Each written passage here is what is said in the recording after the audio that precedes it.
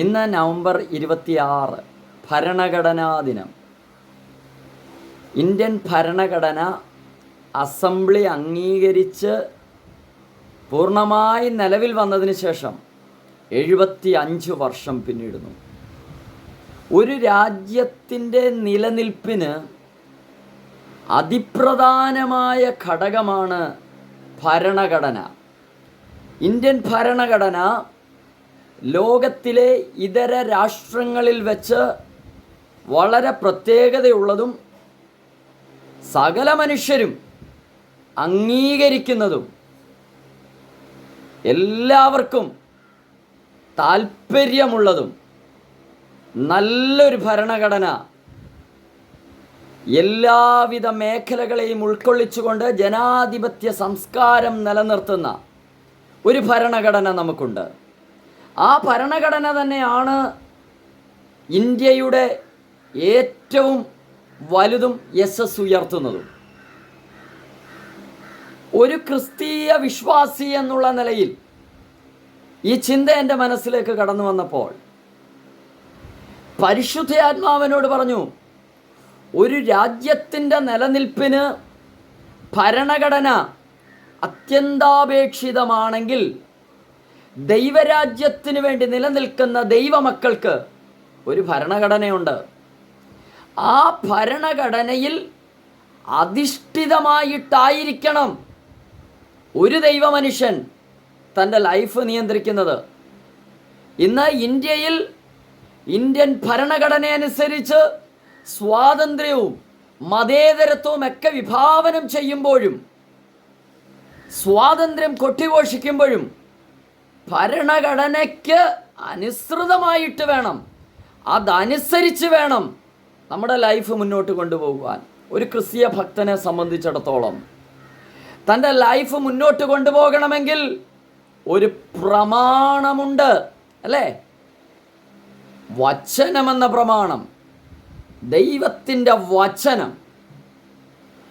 ഈ വചനം നമ്മുടെ ഹൃദയത്തിൽ ഉള്ളിടത്തോളം, വചനത്തിനനുസൃതമായി ജീവിക്കുന്നിടത്തോളം നമ്മുടെ ലൈഫ്, നമ്മുടെ ശിരസ് ഒരിക്കലും താണുപോകത്തില്ല, താഴ്ച പ്രാപിക്കത്തില്ല. അനുഗ്രഹിക്കപ്പെട്ട ഒരു ഭരണഘടന ഇന്ത്യ മഹാരാജ്യത്തിനുള്ളതുപോലെ തന്നെ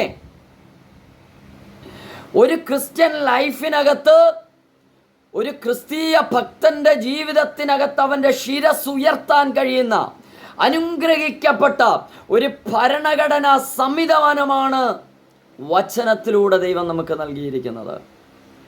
പഴയ നിയമം പഠിക്കുമ്പോൾ 10 commandments, 10 കൽപ്പനകൾ ദൈവം നമുക്ക് നൽകുന്നു.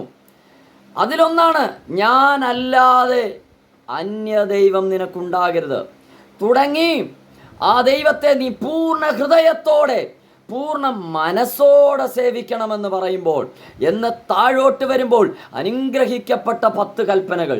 പുതിയ നിയമത്തിലേക്ക് വരുമ്പോഴും അതുപോലെ തന്നെ നമുക്ക് കാണുവാനായിട്ട് കഴിയും. എന്ന് വെച്ചാൽ നമ്മുടെ ലൈഫിൽ വചനത്തിനനുസരിച്ച് വേണം നമ്മുടെ ലൈഫ് മുന്നോട്ട് കൊണ്ടുപോകുവാൻ.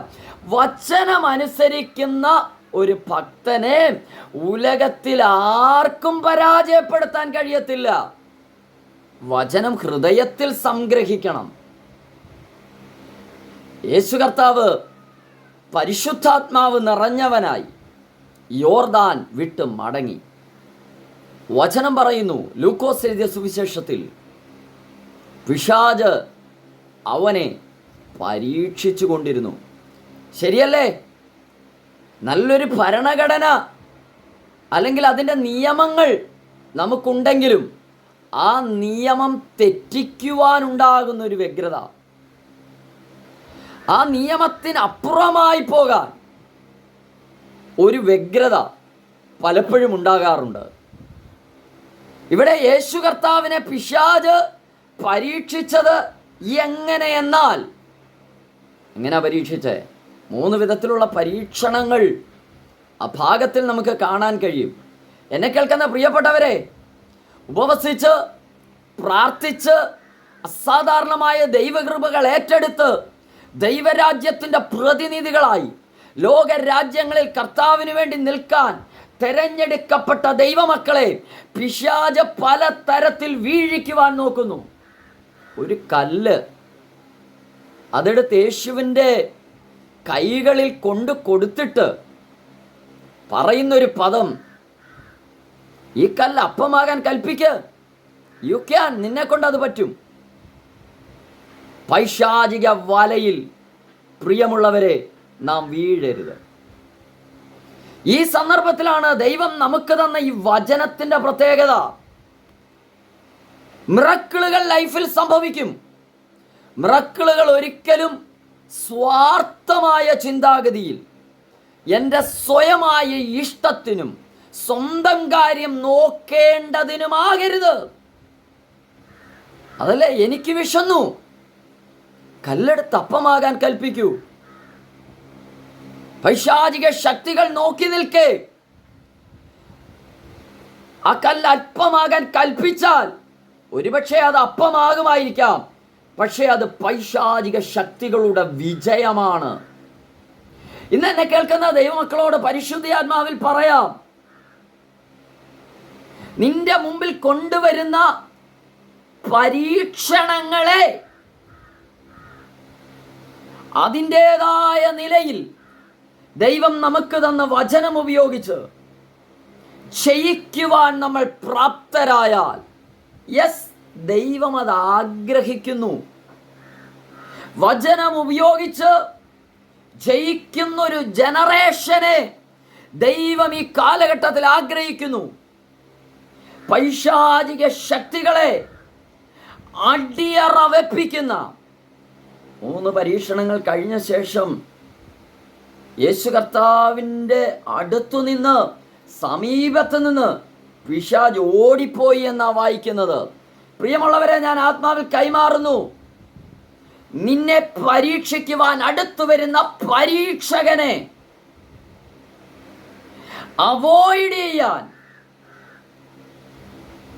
നീ വചനം ഉപയോഗിച്ചാൽ അവൻ നിന്നെ വിട്ട് ഓടിപ്പോകും. കർത്താവ് പറയുക, മനുഷ്യൻ അപ്പം കൊണ്ട് മാത്രമല്ല ദൈവത്തിൻ്റെ വായിൽ നിന്ന് വരുന്ന സകല വചനം കൊണ്ടും ജീവിക്കും. എത്ര മനോഹരമായ പദങ്ങളാണ്. പിശാചേ, നീ കണ്ടത് അപ്പം ഭക്ഷിക്കുന്ന ഒരു തലമുറയാണ്. പക്ഷെ ആത്മാവിൽ ഞാൻ കൈമാറുന്നു, ഈ ജനറേഷൻ അപ്പത്തിൻ്റെ പുറകെ പോകുന്ന ജനറേഷൻ അല്ല. ഈ ജനറേഷൻ ദൈവവചനം കൊണ്ട് ജീവിക്കുന്ന ഒരു ജനറേഷൻ. പുല്ലുണങ്ങുന്നു, പൂവാടുന്നു, ദൈവത്തിൻ്റെ വചനമോ എന്നേക്കും നിലനിൽക്കുന്നു. പ്രിയമുള്ളവരെ, നിങ്ങളുടെ ഹൃദയത്തിൽ സംഗ്രഹിച്ച ദൈവത്തിൻ്റെ വചനം, ആദിയിൽ വചനമുണ്ടായിരുന്നു. വചനം ദൈവത്തോടുകൂടെയായിരുന്നു. ഞാൻ ആത്മാവിലൊന്ന് കൈമാറട്ടെ, നിങ്ങളുടെ ഹൃദയത്തിലുള്ള വചനങ്ങൾ ഇല്ലാത്തതിനെ ഉള്ളതുപോലെ വിളിച്ചു വരുത്താൻ പര്യാപ്തമാണ്. ആത്മാവിലൊന്ന് സ്തോത്രം ചെയ്ത് റിസീവ് ചെയ്താട്ടെ. പൈശാചിക ശക്തികളെ നിന്നിൽ നിന്നോ, നിന്റെ തലമുറയിൽ നിന്നോ, നിന്റെ ദേശത്ത് നിന്നോ ഓടിച്ചു കളയുവാൻ പര്യാപ്തമായ ഒന്നാണ് ദൈവത്തിൻ്റെ വചനം. ആമേൻ, ഹല്ലേലൂയ. ജീവിതത്തിലെ പല പരീക്ഷണഘട്ടങ്ങൾ, അല്ലേ, പല പരീക്ഷണഘട്ടങ്ങൾ അതിജീവിക്കുവാൻ മാനുഷികമായ കഴിവുകൾക്ക് അപ്രാപ്യമാകുമ്പോൾ, മാനുഷികമായ വാക്കുകൾക്ക് കഴിയാതിരിക്കുമ്പോൾ, സ്വന്തം ബന്ധങ്ങൾക്ക് കഴിയാതിരിക്കുമ്പോൾ, ഞാൻ ആത്മാവിൽ കൈമാറുന്നു, നിങ്ങളുടെ ഹൃദയത്തിനകത്ത് വചനമുണ്ടാകട്ടെ. പരീക്ഷകളെ അതിജീവിക്കുവാൻ യേശു കർത്താവ് തെരഞ്ഞെടുത്ത അതേ മാർഗം തന്നെ ഈ ഭരണഘടന, ഈ പ്രമാണം. ഹല്ലേലൂയ. മനുഷ്യൻ അപ്പം കൊണ്ട് മാത്രമല്ല, ദൈവത്തിൻ്റെ വായിൽ നിന്ന് വരുന്ന ദൈവത്തിൻ്റെ വചനം കൊണ്ട്. ഒരിക്കൽ ശിഷ്യന്മാർ യേശുവിനോടുകൂടെ അക്കരെ കടന്നു പോവുക. അവരുടെ യാത്രയിൽ അവർ പ്രതീക്ഷിക്കാതെ അപ്രതീക്ഷിതമായി കടലിളകി, തിരമാലകൾ അടിച്ചു കയറി, കാറ്റ് നാളിതുവരെ കാണാത്ത നിലയിൽ അവരുടെ പടകിനെ ഉലച്ചു. കർത്താവ് ചോദിക്കുന്ന ചോദ്യം, നിങ്ങളിങ്ങനെ ഭീരുക്കളാകാൻ എന്ത്? ഞാൻ പറയാം, കർത്താവ് പറയുന്നത്, ഞാനില്ലേ നിങ്ങളുടെ കൂടെ? എന്തിന് നിങ്ങൾ ഭയമുള്ളവരായിരിക്കുന്നു? ആദിയിൽ വചനമുണ്ടായിരുന്നു, വചനം ദൈവത്തോടുകൂടെയായിരുന്നു, വചനം ദൈവമായിരുന്നു. ഈ വചനം നിങ്ങളെ ജീവിപ്പിക്കാൻ പോകുകയാണ്. ഈ പ്രമാണം നിങ്ങളുടെ ലൈഫിനെ ചേഞ്ച് ചെയ്യാൻ പോകുകയാണ്. എൻ്റെ കൂടെ പ്രാർത്ഥിക്കാൻ കഴിയുന്ന എത്ര പേരുണ്ട്?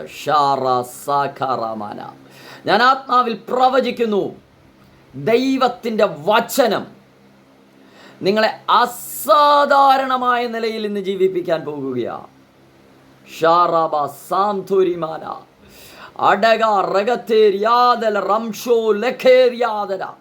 യേശുവിൻ്റെ അധികാരമുള്ള നാമത്തിൽ വചനം നിങ്ങളെ എഴുന്നേൽപ്പിക്കുന്നു. ദൈവിക പ്രമാണം നിങ്ങളെ ശക്തീകരിക്കുന്നു. എബ്രായ ലേഖനം 2-ാം അധ്യായം 18-ാമത്തെ വാക്യം ഞാനൊന്ന് വായിക്കട്ടെ. താൻ തന്നെ പരീക്ഷിതനായി കഷ്ടമനുഭവിച്ചിരിക്കുകയാൽ പരീക്ഷിക്കപ്പെടുന്നവർക്ക് സഹായിപ്പാൻ കഴിവുള്ളവനാകുന്നു. താൻ തന്നെ പരീക്ഷിതനായി കഷ്ടമനുഭവിച്ചിരിക്കുകയാൽ പരീക്ഷിക്കപ്പെടുന്നവർക്ക് സഹായിപ്പാൻ കഴിവുള്ളവനാകുന്നു. അതെ, അക്കരത്തിൽ നമ്മളൊന്ന് ഹോൾഡ് ചെയ്യാം. പരീക്ഷകനെ വിജയിച്ച ആ യേശുവിൻ്റെ കരത്തിലൊന്ന് ഹോൾഡ് ചെയ്താട്ടെ. മനുഷ്യരിലല്ല, അക്കരത്തിൽ ഹോൾഡ് ചെയ്താട്ടെ. പരീക്ഷിക്കപ്പെടുന്നവർക്ക് സഹായിപ്പാൻ കഴിവുള്ളവനാകുന്നു. അതെ അതെ, ആ യേശു, അഖില ലോക രക്ഷിതാവായ യേശു, യേശു രക്ഷകൻ്റെ നാമം നമ്മുടെ ഏത് പരീക്ഷണങ്ങളെയും അതിജീവിക്കാൻ, അതിനെ ഓവർടേക്ക് ചെയ്യാൻ, വിജയിക്കാൻ നമ്മളെ പ്രാപ്തമാകട്ടെ. ഈ ഭരണഘടനാ ദിനത്തിൽ ദൈവത്തിൻ്റെ വചനം ആത്മാവിൽ ധ്യാനിച്ച് ഈ വചനത്തിലൂടെ ഒരു ക്രിസ്തീയ ജീവിതം മുന്നോട്ട് നയിച്ച് ജയകരമാകുവാൻ കർത്താവ് നമ്മെ സഹായിക്കട്ടെ.